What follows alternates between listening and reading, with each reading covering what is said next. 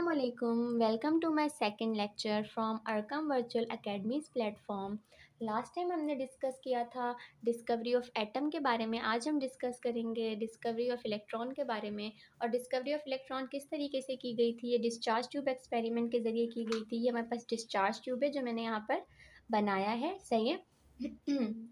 और discharge tube के बारे में हम देख लेते हैं कि इसमें हमारे पास क्या क्या होता है और ये किस तरीके से बना है। ये हमारे पास सेंटर में ट्रांसपेरेंट ग्लास ट्यूब है, ठीक है। इसके अंदर दो इलेक्ट्रोड्स होते हैं। ये हमारे पास पॉजिटिव इलेक्ट्रोड है जिसको एनोड कहा जाता है।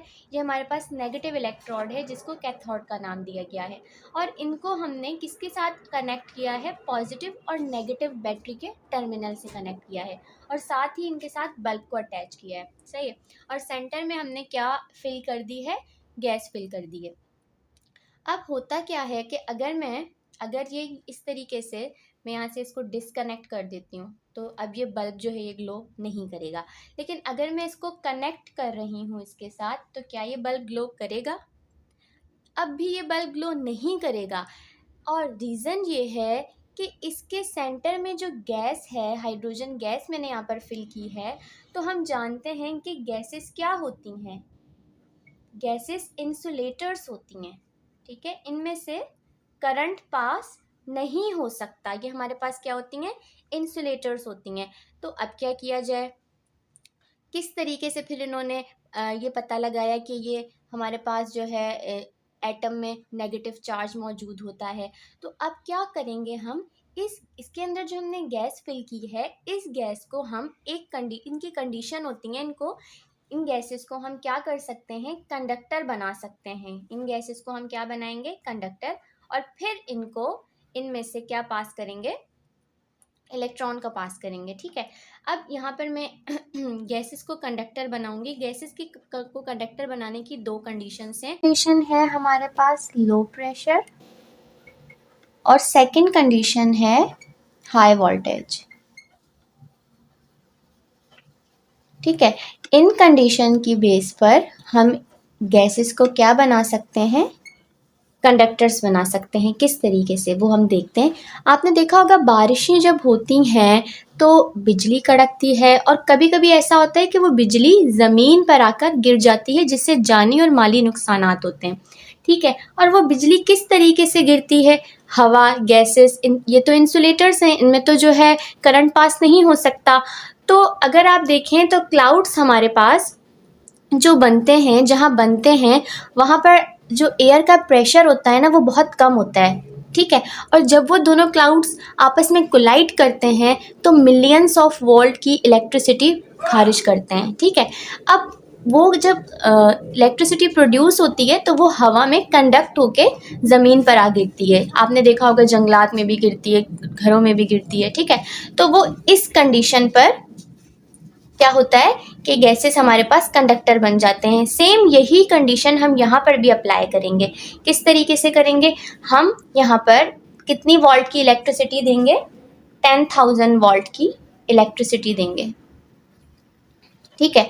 और साथ में हमने यहाँ से इस ट्रांसपेरेंट ग्लास ट्यूब के साथ ये वैक्यूम लगाया है। ये वैक्यूम क्या करेगा कि इस गैस के प्रेशर को रिड्यूस करेगा, ठीक है।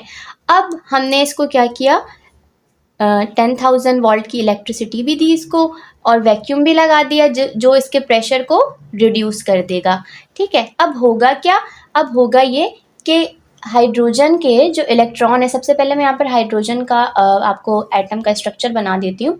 हाइड्रोजन के पास एक प्रोटॉन और एक जो है इलेक्ट्रॉन होता है ना, इस तरीके से।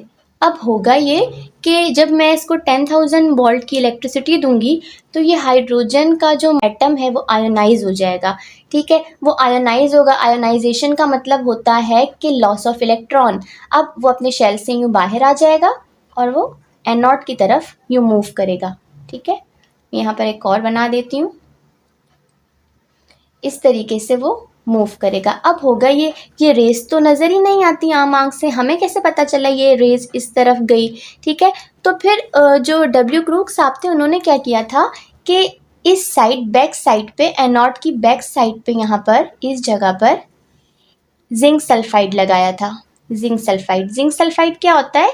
ये एक फोटोसेंसिटिव केमिकल होता है, ठीक है। ये क्या करता है, इसका क्या काम होता है?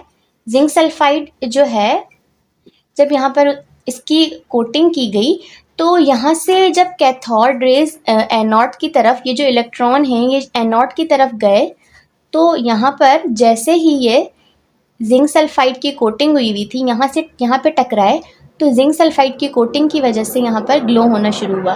जिंक सल्फाइड हमें ना एनर्जी सेवर जो हमारे पास होते हैं और ट्यूबलाइट जो होती है उसमें भी हमें मिलता है, ये वाइट कलर का एक पाउडर होता है, ठीक है। इस तरफ यूँ ग्लो हुआ।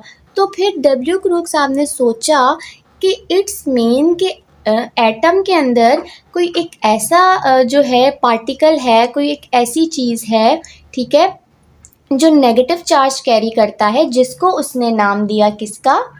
कैथोड रेस का। कैथोड रेस का नाम क्यों दिया? क्योंकि ये कैथोड से एनोड की तरफ गया, ठीक है, और फिर यहाँ पर ग्लो हुआ। तो इस तरीके से हमने कैथोड रेस यानी कि इलेक्ट्रॉन की डिस्कवरी कर ली।